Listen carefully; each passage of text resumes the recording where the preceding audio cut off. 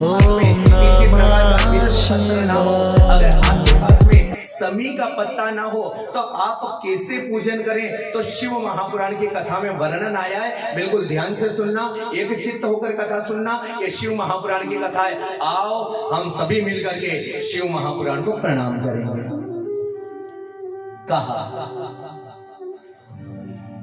पहली बात, अगर आपके पास में जल ना हो, अगर आपके पास में पुष्प ना हो, आपके पास में अबीर गुलाल हल्दी कुछ भी ना हो, तो शिव महापुराण की कथा कर रही है कि शंकर भगवान के पास में बैठ जाओ।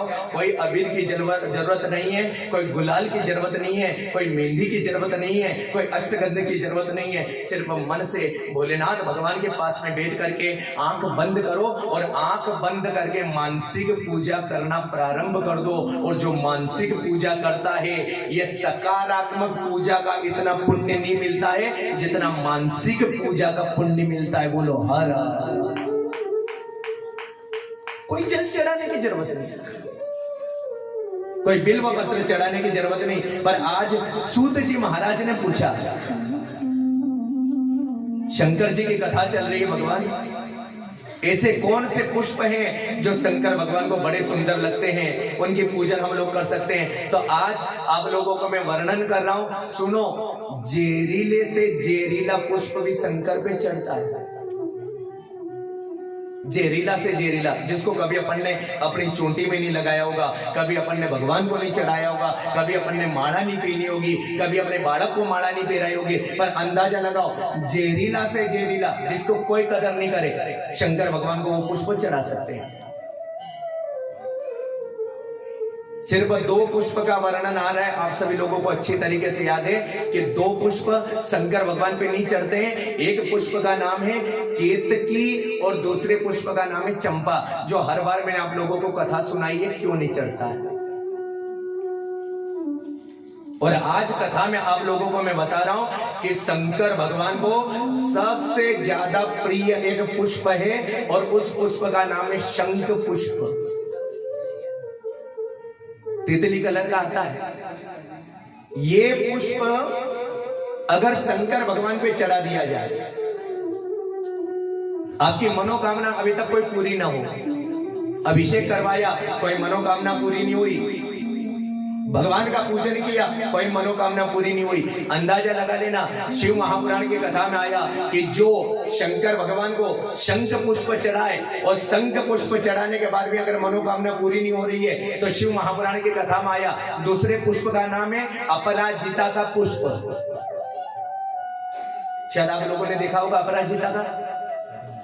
अपराजिता का पुष्प पूरा पीला पीला रहता है और अपराजिता का पुष्प अगर एक बार अगर आपने शंकर पे चढ़ा दिया तो शिव महापुराण कह रही है कि 1,00,000 बिल्व पत्र चढ़ाओ कि एक अपराजिता का पुष्प चढ़ाओ, 10,000 समी का पत्ता चढ़ाओ कि एक अपराजिता का पुष्प चढ़ाओ, 10,000 भगवान शिव का नाम लो कि एक अपराजिता का पुष्प चढ़ाओ, इतना पुण्य मिलता है। बोलो हर हर। ये अपराजिता का पुष्प किसने चढ़ाया? शिव महापुराण की कथा में आया कि कार्तिक महाराज ने जब अवतार लिया और उनको मालूम है कि एक तारकासुर नाम का राक्षस है, वो नहीं मरेगा, उसने वरदान ले रखा है ब्रह्मा जी से कि मुझे मारने वाला कोई दूसरा ना हो, मुझे मारे तो सिर्फ शंकर जी का पुत्र ही मुझे मारे। और उस समय ये कार्तिक भगवान शंकर जी के पास में गए और शंकर जी से कहा कि पिताश्री, मुझे तारकासुर को मारना है, मैं ऐसी कौन सी पूजा करूं कि जिसके द्वारा आप प्रसन्न हो जाओ और मैं तारकासुर को मारने में भी देर नहीं करूं। इस शब्द को समझना, अपराजिता, जिसके ऊपर कोई भी जीत नहीं सका। अगर आपने एक बार अपराजिता का पुष्प अगर शंकर महादेव के ऊपर चढ़ा दिया, भोलेनाथ भगवान के ऊपर चढ़ा दिया, तो कोई चीज असंभव नहीं होगी। मेरे शंकर भगवान ने, मेरे भोलेनाथ भगवान ने आज कार्तिक को बुलाया और कार्तिक को बुला करके कहा कि एक काम कर बेटा, तो शंकर की षोडशोपचार पूजन कर और मेरे लिंग की पूजन कर। जी हाँ मैं बता रहा हूं, है ना। महादेव भगवान की। ये बहुत सुंदर हमारे दाईजी साहब का प्रश्न था। शंख पुष्प तो जानते हैं आप लोग कि शंख पुष्प के बारे में भी नहीं मालूम, मैं बता देता हूं। शंख पुष्प तितली कलर का आता है, आसमानी कलर का, और आजकल उसके घर में तो फैशन होने लगी, उसको बोया जाता है।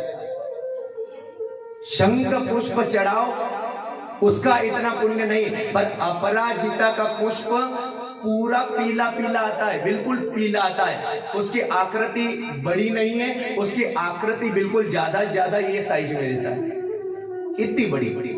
शायद आप, मैं पीले कलर का वर्णन कर रहा हूं क्योंकि मैं मेरे मुख से उसका पूरी तरीके से वर्णन इसलिए नहीं कर पा रहा हूं कि कभी आप नर्सरी में जाएं। नहीं, ये बहुजी नहीं है, ये शंख पुष्प है। अपराजिता दूसरा है। अपराजिता में 2-3 कलर नहीं रहते, अपराजिता में मात्र एक कलर रहता है और उस कलर का नाम है पीला। बिल्कुल छोटा सा पुष्प, पीछे से उसकी डंडी इतनी सी बड़ी आकृति में, ऊपर से थोड़ा सा गोल गोल घुमा हुआ। और अगर आजकल तो शंकर जी की कृपा ऐसी हो गई, भोलेनाथ भगवान की ऐसी कृपा हो गई कि अगर आप नर्सरी पे अगर जाओगे तो मैं भी अपराजिता का पुष्प लेकर आया हूं। अपराजिता का पुष्प आप लोगों को मैं बता दूंगा, और आप लोगों से मैं निवेदन कर रहा हूं कि अपने अपने घर पर एक अपराजिता का पुष्प जरूर बोए, शंकर भगवान के ऊपर एक पुष्प अपराजिता का जरूर चढ़ाए।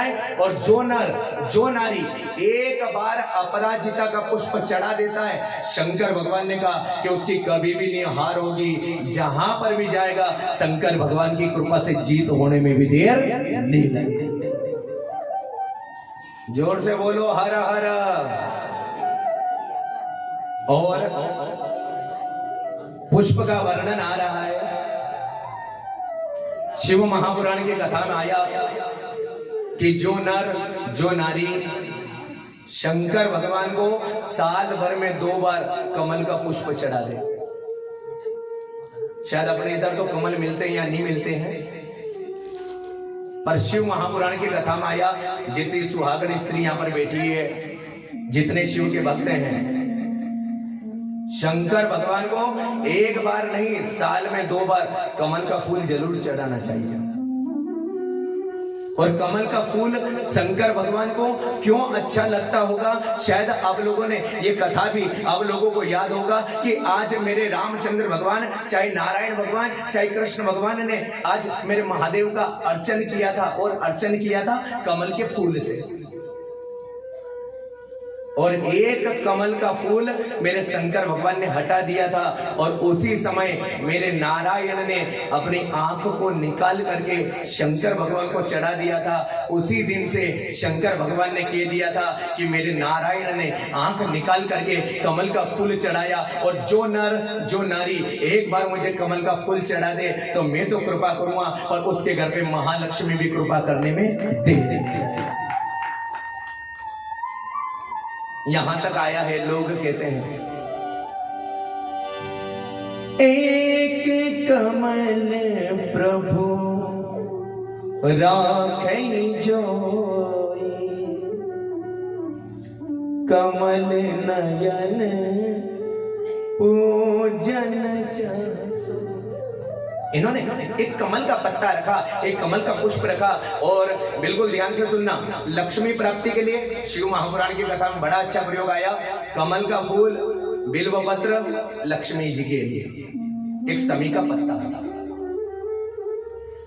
शंकर भगवान पे महादेव के ऊपर चढ़ा दो, लक्ष्मी की प्राप्ति होगी। और मेरे भगवान ने कहा कि जिनके यहाँ पर पुत्र नहीं हो रहे हैं, उस नर और उस नारी को चाहिए कि शंकर भगवान के दरबार में जाए और धतूरा जरूर चढ़ाए। धतूरा जानते हैं ना? एक धतूरा महादेव के ऊपर चढ़ा दिया जाए तो मेरा भोलेनाथ भगवान आपको पुत्र देने में भी देर नहीं करता है। और शंकर भगवान ने कहा कि जो मेरे को चावल चढ़ाता है, मेरे भोलेनाथ भगवान ने कहा कि उसके घर पर स्थायी रूप से लक्ष्मी माता प्रकट होती है, लक्ष्मी की कोई कमी नहीं होती है, लक्ष्मी का आशीर्वाद रहता है, और लक्ष्मी माता सदैव टूटमान होने में भी देर नहीं करती है। बोलो हर हर। और शिवरात्रि का पावन पर्व है ये। मैं आप सभी लोगों से निवेदन कर रहा हूं, जितनी माताएं बहनें यहाँ पर बैठी है, कल का दिन आप आपके जीवन में साधारण मत समझना। कल का दिन बहुत बड़ा महत्वपूर्ण वाला है। मैं आप लोगों से निवेदन कर रहा हूं कि कल शिवरात्रि के रोज कभी भी सूर्य उदय के बाद में नहीं उठना है, सूर्य उदय के पहले उठना है, स्नान करना है, मेरे भोले बाबा की पूजन करना है, मेरे शंकर भगवान की पूजन करना है और अपने घर के सामने 5 प्रकार के पत्तों का तोरण लगाना है। जानते कौन कौन से पत्ते? आम का पत्ता, अशोक का पत्ता, बड़ का पत्ता, बिल्व पत्र का पत्ता और एक पीपल का पत्ता। ये 5 पत्ते लेकर के अपने घर के दरवाजे के सामने तोरण लगाना है, अपने घर के सामने रंगोली बनाना है, अपने घर के सामने दीपक लगाना है। और अंदाजा लगा लेना, शिव महापुराण की कथा में आया कि जो नर जो नारी अपने घर को सजाता है, मंदिर को सजाता है, मेरे मंदिर में दीपक लगाता है, तो शंकर भगवान ने कह दिया कि फिर उसको चिंता करने की जरूरत नहीं है। जो मेरे मंदिर को सजाता है, शंकर भगवान ने कहा कि मैं भी उसके घर को सजाने में भी देर नहीं करता। आपको फिर कभी चिंता करने की जरूरत नहीं।